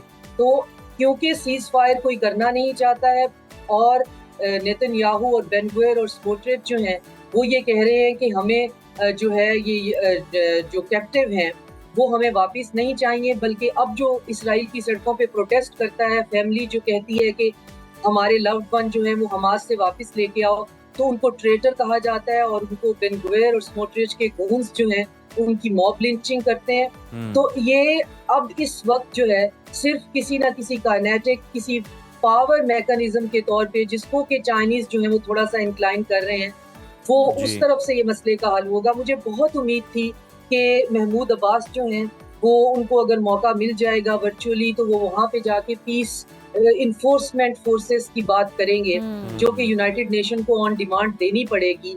उन्होंने ऐसी कोई बात नहीं की है, और ये बहुत ही मायूस कुन बात है। अगर वो यूनाइटेड नेशन के सेशन में उनको चांस मिल गया था तो उनको वहाँ पर आलमी दुनिया से मुतालबा करना चाहिए था कि एक न्यूट्रल मुख्तलिफ मुल्कों की बनी हुई फौज जो है वहाँ पे तैनात की जाए मेरे लोगों की सिक्योरिटी के लिए। तो यूनाइटेड नेशन बाउंड होता ये देने के लिए, लेकिन महमूद अब्बास ने ऐसा कोई मुतालबा ही नहीं किया। तो ये बहुत अजीब बात थी मेरे लिए कि अगर आपको वहाँ पे तो फिर अब किसी मुल्क ने अगर जाना है वहाँ पे तो यूनाइटेड नेशन और बाय लॉ तो अब नहीं जा सकते हैं, अब कोई अपनी सपोर्ट के लिए ही जाएगा। लेकिन वहाँ पे अगर किसी ने ये खून और ये कत्लेआम रोकना है तो वो अब ताकत के जोर पे रोका जाएगा, बातों से अब रुकने बिल्कुल, वाला नहीं है, बातों से क्योंकि ज़ुबानी जमा खर्च से ये कुछ नहीं होगा, ताकत के जोर पर ही ये रोका जा सकता है, क्योंकि इसराइल भी ताकत की समझता है। बहुत शुक्रिया शाजिया चीमा साहिबा हमारे साथ मौजूद थी, और बिल्कुल दुरुस्त फरमाया कि फ़लस्तीनी सदर की अगर आप तकरीर सुने तो उसमें जो इंसानी अलमिया है, जो जेनोसाइड हो रहा है, उसका कोई तस्करा ही मौजूद नहीं है।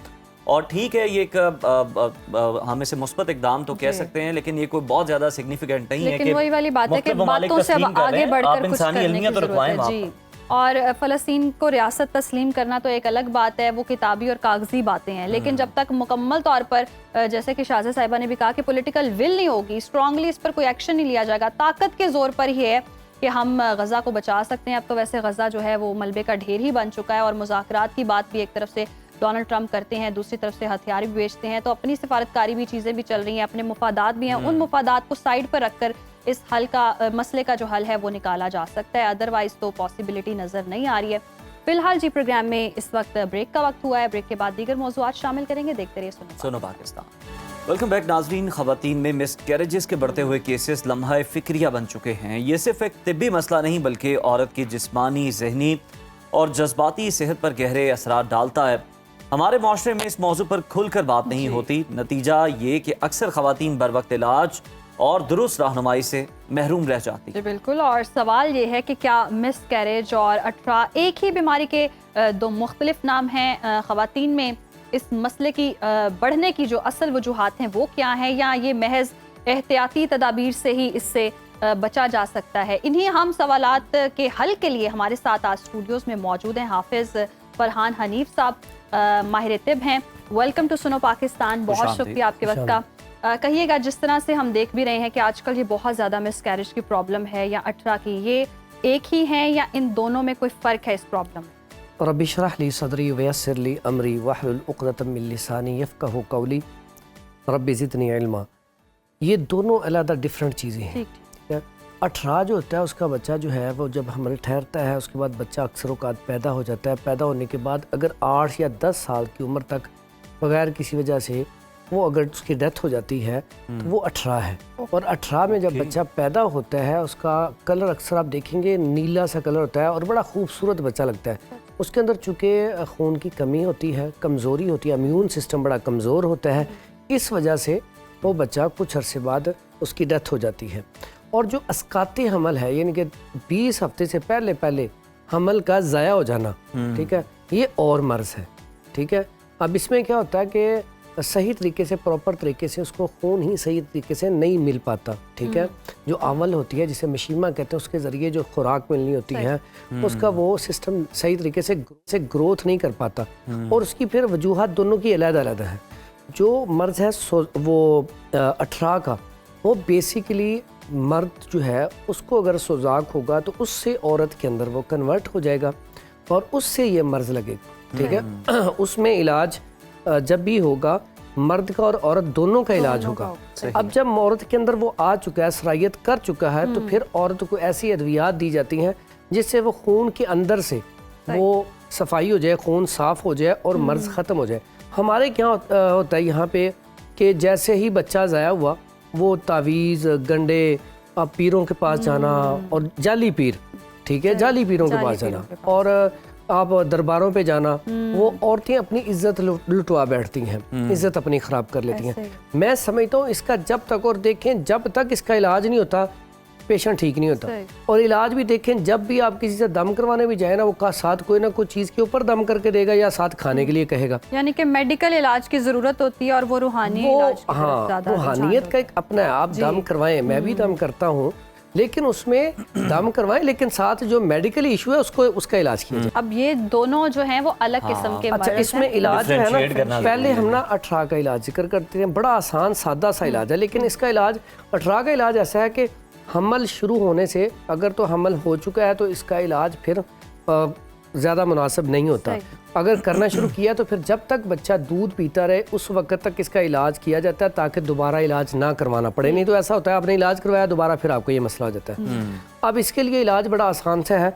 ये होता है, अगर हमल से पहले इलाज किया जाए, 3 माह पहले दवाई शुरू की जाए और बच्चे के दूध पीने तक इसका इलाज हो जाए, तो दोबारा ये आपकी नस्लों में नहीं आता। ठीक है। उसमें क्या, ये धमासा बूटी बड़ी मशहूर है, ठीक है। इसको आपने लेना है और पुराना गुड़, जितना पुराना होगा उतना ही अच्छा है, ठीक है। इसके अंदर इसको दोनों को लेके इसकी गोली बना लें और सुबह शाम एक गोली इस्तेमाल करवा ली जाए तो बेहतरीन है, ये बेहतरीन है और ये प्रॉपर इलाज चलना है, ठीक है।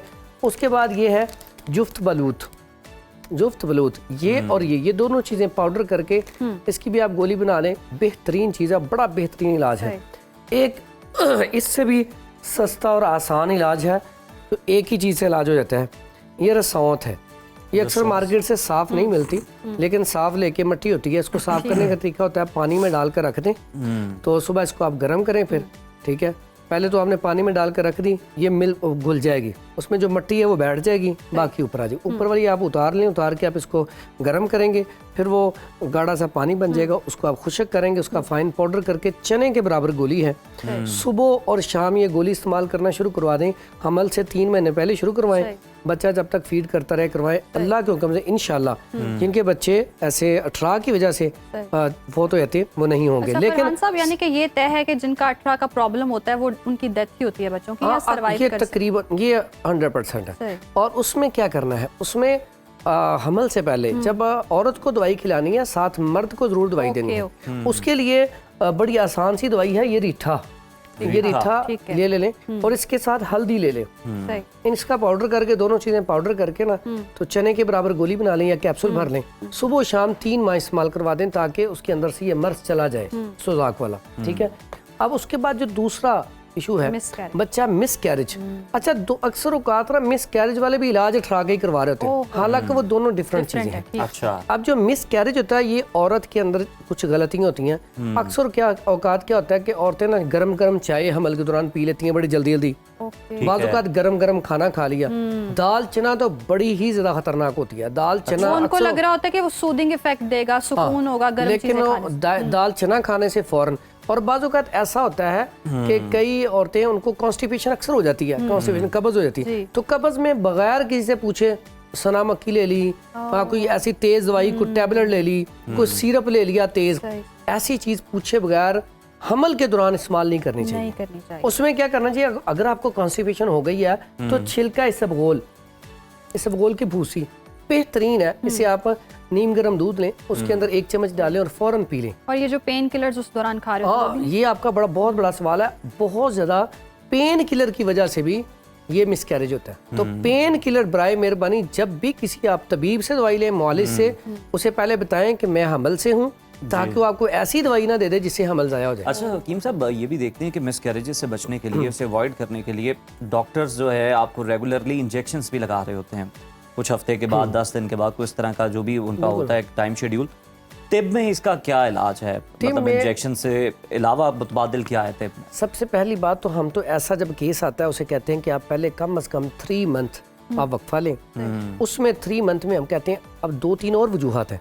कई औरतों को ना महाना सर्कल ठीक नहीं होता, उसी तरह वो हमल कंसीव हो जाता है। पहले महाना, हाँ जी, पीसीओ का पहले इलाज हो, उसमें हम कहते हैं बहुत सारी ऐसी बहनें आती हैं, बेटियां आती हैं जिनको महाना सर्कल जो मेंसेस होते हैं ज्यादा आ रहे होते हैं, कई ऐसे आती हैं जिनको कम आ रहे होते हैं, 1-2 दिन आ रहे होते हैं, और कई ऐसे होते हैं जिनको पेन के साथ और क्लॉट वो निकल रही होती है। अब तीनों का पहले हम इलाज करते हैं, जो मर्ज हो, इलाज करने के बाद 3 मंथ का गैप, उसके बाद जब वो कंसीव करेंगे तो अल्लाह के हुक्म से आज तक ऐसा नहीं हुआ कि मिसकैरेज हो, फिर मिसकैरेज नहीं होता, क्योंकि आप प्रॉपर तरीके, फिर आपने जो हमने एहतियाती तदाबीर बता दी हैं, जैसे पेन किलर का बता दिया, कुछ चीज़ें खाने के लिए बता दी, उसका परहेज करेंगे तो इंशाल्लाह अल्लाह के हुक्म से दोबारा मिसकैरेज नहीं होगा। और इसमें ये छोटी छोटी गलतियां जिसकी वजह से एहतियाती खवातीन क्या करती हैं जिसकी वजह से ज़्यादा वजूहात? वो बेहतियाती मैंने जो चीज़ें बताई ना खाने में, मुर्गा नगजी, आप फॉर एग्जाम्पल शादी पे गई और कई ऐसी मेरी बेटियां बहनें हैं जो हमल के दौरान भी हील वाली जूती इस्तेमाल करती हैं। अब हील वाली जूती हमल के दौरान उसके साथ कोई ताल्लुक ही नहीं है, आप हील वाली जूती आप इस्तेमाल करेंगे वो कंफर्टेबल नहीं चल सकती, जब कंफर्टेबल नहीं चलेंगे तो इससे भी बहुत सारे चांसेस होते हैं। फिर क्या होता है कि सोने पे सुहागा, जब वहाँ पे जाके खाना ज्यादा खाया जाता है, वो खाना भी ज्यादा खा लेती हैं, उससे फौरी तौर पे तबीयत बिगड़ जाती है। तो इसमें खाना भी एहतियात से और कम खाना है। अच्छा, उसके बाद इसका इलाज जो बताने लगा वो 3 तरह का है। सुने, एक तो है अगर महाना सर्कल कम आ रहे, 1-2 दिन है, उसमें अबहल 50 ग्राम, राई 50 ग्राम, मुरमुखी 100 ग्राम, ये चीज़ें लेके इसका फाइन पाउडर करके 1000 mg का कैप्सूल सुबह शाम खाएं 3 मंथ। इससे क्या होगा, आपका जो पीरियड साइकिल है वो ठीक हो जाएगा। उसके बाद दूसरा है, उसमें अगर उसमें बहुत ज़्यादा ब्लीडिंग होती है, बाज़ ऐसी हो मेरे पास बेटियां आती हैं कि महीने में 2-2 दफ़ा, ठीक है, उसमें क्या करना है, हल्दी 50 ग्राम, मुलट्ठी 50 ग्राम, सौंफ 50 ग्राम, इसका फाइन पाउडर करके तो इसका अपने 1000 mg का कैप्सूल भरें सुबह दोपहर शाम, या चम्मच का चौथाई हिस्सा सुबह दोपहर शाम। तीसरे नंबर पे आता है ऐसी बेटियां जिनको क्लॉट टाइप, फिर वो पेन भी होती है और क्लॉट टाइप बाजू का 2-4 दिन ऊपर होके आ गया, उसमें सुहागा बरियां वो 50 ग्राम, उसमें रेवंत खताई 50 ग्राम और मुलट्ठी 50 ग्राम, फाइन पाउडर करके 3 महीने ये खिलाया जाए 1000 mg का कैप्सूल सुबह शाम, ताकि ये मसला हल हो जाए। उसके बाद मिसकैरेज में फाइब्राइड, इसका बड़ा इशू होता है, कईयों को फाइब्राइड होती है, सिस्ट होती हैं, कईयों को पानी वाली थैलियाँ, ये सिस्ट होती हैं। अब उसमें क्या करें कि जो भी इनमें से मसला, अगर फाइब्राइड है तो उसमें फिर हम एक पाउडर आता है 12 सिंगा, वो हम कहते होते हैं कि आप सालन लें, उसके ऊपर 2-3 चुटकी डाल के तो रोजाना खाएं, छोटी वाली चुटकी एक ही डालिया करें, तो वो फाइब्राइड 2-3 माह में खत्म हो जाती है। उसके बाद अगर पानी वाली थैलियाँ हैं तो उसके लिए उसकी गर्म चीजें सारी बंद कर दें, तो उसको फिर आप ये चीजें खिलाएं, गर्म तर चीजें जिसमें कद्दू, तोरी, टिंडे, शलजम, गाजर, मूली हलवा, कद्दू, दाल, मूंग, अरके मको, अरके कासनी, ये दिया जाए तो उससे अल्हम्दुलिल्लाह। और साथ ये नुस्खा इस्तेमाल कर लिया जाए, हल्दी 50 ग्राम, मुलट्ठी 50 ग्राम, सौंफ 50 ग्राम और रेवंत खताई ये 50 ग्राम, ये तीनों अगर 50-50 ग्राम इस्तेमाल करवाए जाएं तो यकीन करें इससे ना अल्हम्दुलिल्लाह 3 माह में ये वाला मामला हल हो जाएगा, आपकी पानी की थैलियाँ खत्म हो जाएंगी। अच्छा, उसके बाद आपने अक्सर का देखा जो भी 18 वाला पेशेंट होगा ना, उनके तो यूरिन बाजुकात जल के आएगा, हाथ पाँव अक्सर ही जलते होंगे जब, और नाक के नीचे दर्द रहती होगी क्योंकि अंदर सोजिश होती है। और बाज ऐसी बेटियां, बहनें बेटियां जिनको जब यूरिन आता है तो जलन भी होती है, ठीक है, बाजू का लिकोरिया होता है तो उसमें भी जलन और बदबू आती है, ठीक है, और यूरिन के अंदर भी बदबू आती है।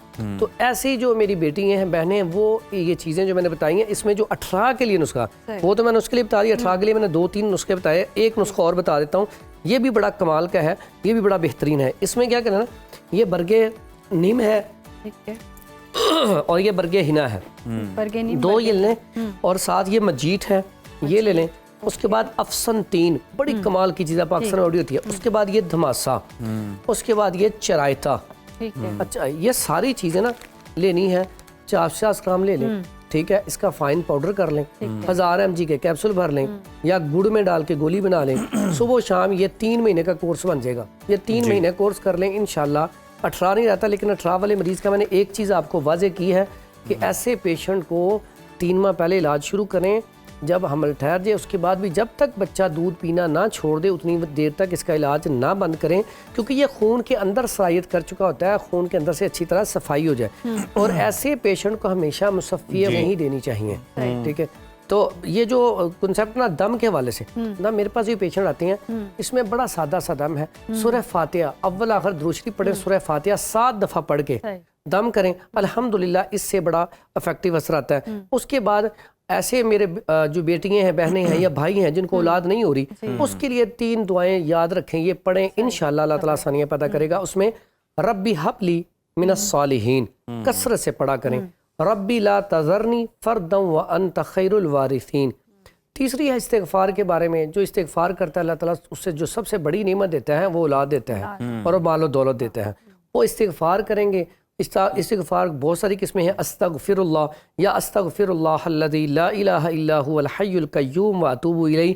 अगर ये 7 दुआएं कसरत से पढ़ी जाएं और ये नुस्खा जो भी आपने इस्तेमाल करना हो, सुबह पहले तहज्जुद में उठें, 2 रकत नमाज पढ़ें, रब से दुआ करें, उसके बाद कोई चीज़ सदका खैरात करके फिर दवाई शुरू करें, तो इंशाल्लाह मुझे पूरी उम्मीद है और मैं अपने पेशेंट को ऐसे ही शुरू करवाता हूँ, 110% इंशाल्लाह अल्लाह के हुक्म से ये ना तवक्कल और यकीन कर लें कि आपका मसला हल हो जाएगा। इंशाल्लाह आपको अल्लाह ताला औलाद दे देगा इंशाल्लाह। ज़बरदस्त। तो फरहान साहब ने जी सारे नुस्खे बता दिए हैं, बहुत शुक्रिया आपके वक्त का। और जिनको जैसे जैसे मसाइल हैं उसके अकॉर्डिंग ये नुस्खा इस्तेमाल कर सकते हैं। और अगर क्योंकि ये हर्ब्स इतने मुश्किल नाम है, मिस हो जाएं तो आप हमारे सोशल मीडिया पेजेस पर जाकर दोबारा से रिविजिट कर सकते हैं और इन वीडियोस को देखकर इजीली आप फिर पेपर पर नाम लिखकर जाकर बाय कर सकते हैं। अच्छा, यहाँ पे ना एक छोटी सी बात, जैसे आपने एक मसला होता है बाज़ खून की कमी, सही ओके। अगर खून की कमी हो इस दौरान तो मुनक्का मुनक्का 7 दाने रात को भिगो दें, सुबह वो खा लें। या इंजीर का इस्तेमाल, ये ऐसी चीजें हैं जो साइड इफेक्ट पैदा नहीं करती। 1 से 2 अदद रात को भिगो के खून की कमी को, हामला की खून की कमी को पूरा करने के लिए, और मुरब्बा आमला, ये ना भूलें, ये बड़ी बेहतरीन चीजें, ये सारे इस्तेमाल बिल्कुल ठीक है अल्लाह जी।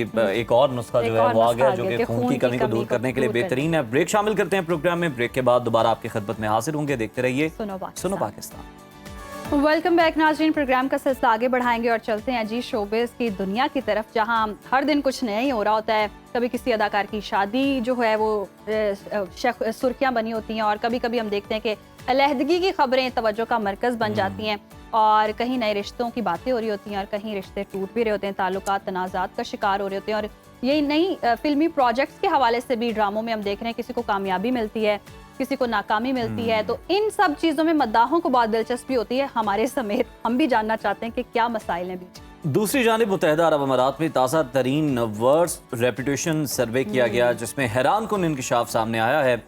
यूएई में होने वाली ताज़ा वर्स्ट रेपुटेशन सर्वे ने हैरान कुन इंकशाफ किया, और पहली बार सोशल मीडिया इन्फ्लुएंसर्स को सबसे ज़्यादा गैर मोतबर या नाकाबिल एतमाद पेशा करार दिया गया।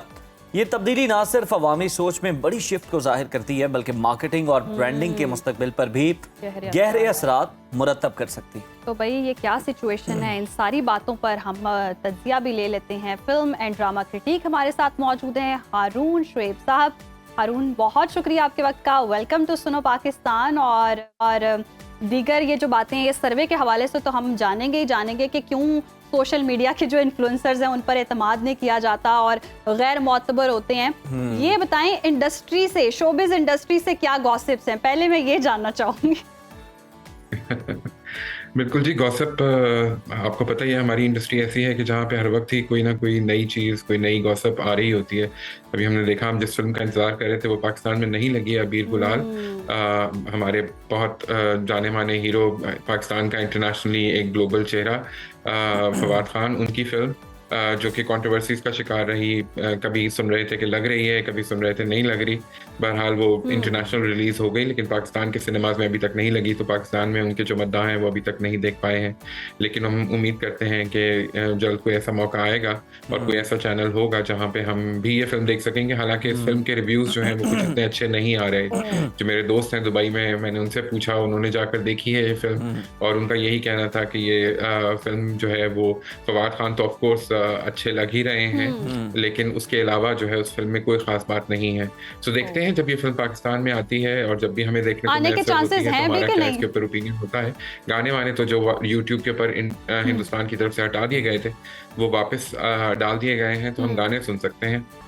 हारून, हमने ट्रेलर तो देखा, एंजॉय किया, इस पर भी आप कमेंट करें। और साथ ही दूसरी तरफ जो हमें बताइएगा कि जिस सर्वे का हम जिक्र कर रहे थे, सोशल मीडिया इन्फ्लुएंसर्स, मुझे यहाँ पर मजबूरन करीना कपूर का नाम लेना पड़ा, मुझे उनके एक्सप्रेशंस याद आ रहे थे। उन्होंने कहा था ना, कैसे कहा था उन्होंने? मेरे वो कहाँ एक्सप्रेशंस जो करीना कपूर, इन्फ्लुएंसर्स, यानी सरकास्टिकली उन्होंने कहा था।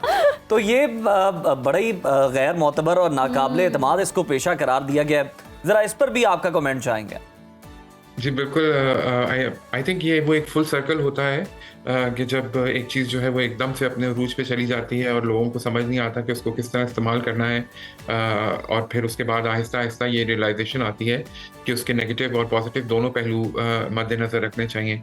तो ये जो इन्फ्लुएंसर्स का एक पूरा जम्मे गफ़ीर है जो कि लॉन्च हो गया है यूट्यूब के ऊपर, it has become very easy. आप मोबाइल उठाइए, उसमें कैमरा है, वो स्मार्टफोन है, तो आप यूट्यूब चैनल बनाकर और अपनी daily vlogging, YouTubing, I don't know, अब तो ब्लॉगिंग, इसको बहुत कुछ कहा जाता है। वो हारून कहते हैं ना कि इन्फ्लुएंसर्स की तादाद इतनी ज्यादा हो गई, अब तो समझ ही नहीं आता कि इन्फ्लुएंस कौन हो रहा है, क्योंकि सभी और आपने देखा होगा मैम कि ये भी हमने देखा है कि वो झूठी सच्ची कहानियां बनाते हैं, वो रोजाना का कंटेंट जनरेट करने के लिए वो तरह तरह की स्कीम्स बनाते हैं। कभी लड़ाई हो रही है झूठी मूठी, कभी जो है वो धोखा हो गया, कभी जो है वो कोई घर देखने जा रहे हैं और घर पसंद नहीं आ रहा। जी हारून, ये तो यूट्यूब हो गया। इंस्टा की भी अगर हम बात कर लें, इंस्टाग्राम पर भी हैं, फूड के अलग हैं, फैशन लाइफस्टाइल के अलग हैं, फ्री की फूड टेस्टिंग भी हो रही है जनाब, और PR पैकेजेस भी आ रहे हैं। तो ये सारी चीजें भी तो है ना। उनको पैसे मिल जाते हैं और आप पैसे लुटा देते हैं उनको देखते हुए। आप बेवकूफ़ बन जाते हैं, बिल्कुल ऐसे ही।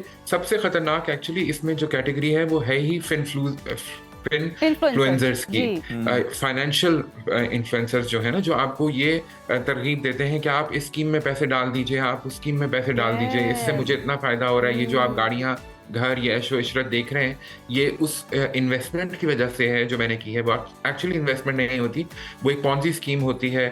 जिस तरह डबल शानी एक वक्त में हुआ करता था, जो कहता था कि मैं आपके पैसे डबल करके रिटर्न करूंगा, और फिर वो 2-3 दफ़ा के साइकिल के बाद वो सारों के पैसे जमा करके गायब हो जाता था। ये उस तरह के इन्फ्लुएंसर्स हैं, तो इनसे थोड़ा सा बच के रहना चाहिए। बिल्कुल सही कहा आपने, और वाकई इन्फ्लुएंसर से बचकर रहना चाहिए और इतना इन्फ्लुएंस नहीं होना चाहिए। रियलिटी में बहुत चीजें डिफरेंट होती हैं, फिल्टर से होकर आ रही होती हैं, और ये जो प्रोडक्ट्स जो सेल कर रहे होते हैं, 100 मसले चल रहे होते हैं, लेकिन आपके प्रोजेक्शन ऐसे करते हैं ये भी आपके पिंपल दूर नहीं करते, कोरियन स्किन नहीं होती है, ये सब ड्रामा और फेक होता है। चले, ये तो होगी ना इन्फ्लुएंसर्स की बात। सोशल मीडिया पर नामवर अदाकार जो फहद मुस्तफा हैं, उनकी दूसरी शादी के चर्चे हो रहे हैं, ये क्या मामला है, इसमें कितनी हकीकत है? हाँ जी, ये बिल्कुल, ये खबर काफ़ी गर्दिश में रही है और ये पुरानी बात है, ये दोबारा से रीसर्फेस हुई है। हिना अमान, जो कि उनके ही प्रोडक्शन हाउस में एक खातून है जो काम किया करती थी एज अ प्रोड्यूसर, उनके साथ फहद का नाम जोड़ा जा रहा है, और काफ़ी जो है सोशल मीडिया प्लेटफॉर्म्स ने इसके ऊपर कंटेंट डालना शुरू कर दिया। फहद की अच्छी बात यह है कि वो आमतौर पे कंट्रोवर्सी से दूर रहते हैं, और जब इस तरह की कोई कंट्रोवर्सी होती भी है तो वो उसके ऊपर कमेंट करने से परहेज़ करते हैं। अभी तक फहद की तरफ से कोई ऑफिशियल वर्जन तो सामने नहीं आया है, लेकिन ये बड़ी अफसोसनाक बात है कि बग़ैर तस्दीक के या बग़ैर किसी मुसद्दक़ा ज़राए के आप किसी खातून का नाम जो है, ख़ास तौर पे वो इस किस्म की किसी कंट्रोवर्सी में ले आए। तो हिना जो है, उनका नाम लिया जा रहा है, उनकी तस्वीरें भी सोशल मीडिया पे गर्दिश कर रही हैं। तो ये अभी तक मेरा नहीं ख्याल कि ऐसी कोई बात है, और मेरा बिल्कुल ठीक है, अभी तक ऐसी कोई बात नहीं है आपके मुताबिक। अच्छा हारून, हम देख रहे हैं एक और शो जो है वो आ रहा है, उसके हवाले से बड़ी कंट्रोवर्सी है, और आयशा उमर होस्ट कर रही हैं, जिसको डेटिंग शो लाजवाल इश्क, ये नशर होने से पहले ही तनाज़े का शिकार हो गया है। इस पर तनाज़ा है कि अब सारिफीन की जानिब से तो इसे फौरी बंद करने का मुतालबा भी किया जा रहा है, आखिर ऐसा क्यों है? बिल्कुल, देखिए जी, वो डेटिंग शो है, और अगर आप आयशा उमर का हालिया बयान देखें जिसमें उन्होंने कहा कि जी ये डेटिंग शो नहीं है, तो मैं इस बात को मानने के लिए तैयार नहीं हूँ। उसका फॉर्मेट बिल्कुल जिस तरह इंटरनेशनली हम देखते हैं OTT प्लेटफॉर्म्स के ऊपर डेटिंग शोज़ होते हैं, उसी तरह का है। और वो टर्की की प्रोडक्शन है, टर्की में प्रोड्यूस हुआ है, तो और यूट्यूब के ऊपर लाया जा रहा है, तो इसलिए पैमरा ने भी हाथ खड़े कर दिए और कहा है कि हमारा इसके ऊपर कोई कंट्रोल नहीं है, हम इस कंटेंट को बैन नहीं कर सकते। तो जाहिर है कि वो यूट्यूब के ऊपर डाला जाएगा। अब ये आपके ऊपर एज अ व्यूअर ये रिस्पॉन्सिबिलिटी आती है कि आप ऐसा कंटेंट देखना चाहते हैं या नहीं।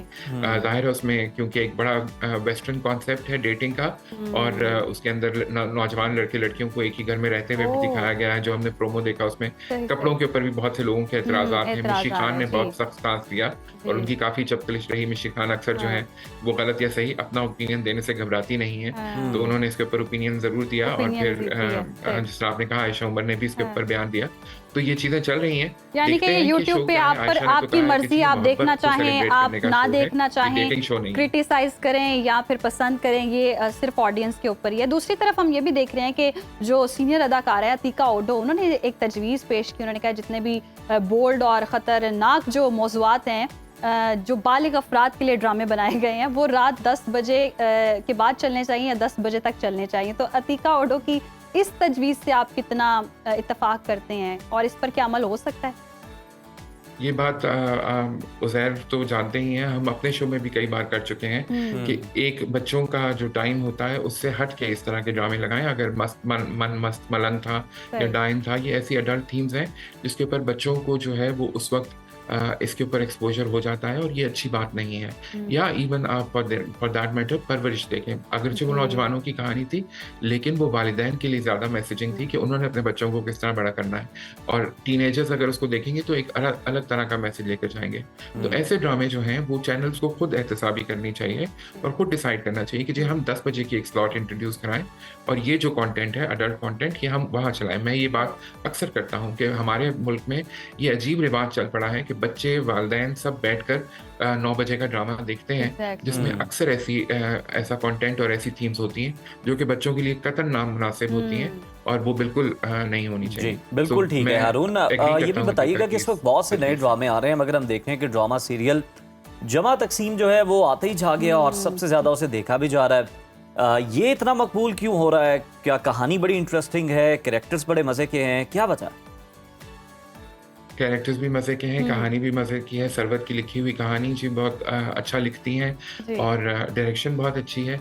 और फिर हमारी फेवरेट कास्ट है उसके अंदर, मुझे मावरा बहुत पसंद है और वो इसके अंदर एक बड़ा अच्छा किरदार अदा करी है। अच्छा, इस ड्रामे की जो एक बात है ना, जो ख़ास बात, वो ये है कि इसमें फ्रेशनेस बहुत है। उसके फ्रेम्स में, उसकी लाइटिंग में आपको बिल्कुल लगता है कि जैसे एक नॉर्मल ज़िंदगी, आजकल की ज़िंदगी के साथ जुड़े हुए किरदार और उसी तरह की थीम को लेकर ये ड्रामा चल रहा है। तो ये बहुत खूबसूरती नज़र आ रही है उस ड्रामे में और मेरे ख्याल में यही वजह है कि वो ड्रामा मकबूल भी हो रहा है। उसके हर किरदार के साथ हमारी फैमिली, हम लोग सारे जो हैं वो पाकिस्तान में रहने वाले एसोसिएट कर सकते हैं। वही वैल्यूज यानी कि इस आपको ड्रामे इसके से अंदर आप रिलेट कर सकते हैं, एक आम जिंदगी दिखाई है। बहुत शुक्रिया हारून, आपने हमें इंडस्ट्री के गॉसिप भी दिए और इन्फ्लुएंसर्स की बात की और हमने भी आपको तहफ़्फ़ुज़ कह दिया कि आपने बचना इन्फ्लुएंसर से। और वो जो 10 बजे वाली स्लॉट है ना, उसके बारे में मेरा ख्याल है कुछ फैसला साजों को सोचना चाहिए और उम्मीद है कि वो सोचेंगे भी। हमें जनाब इजाज़त दीजिए, आज के प्रोग्राम से इतना ही। कल दोबारा आपसे मुलाकात होगी। टिल देन अल्लाह हाफ़िज़।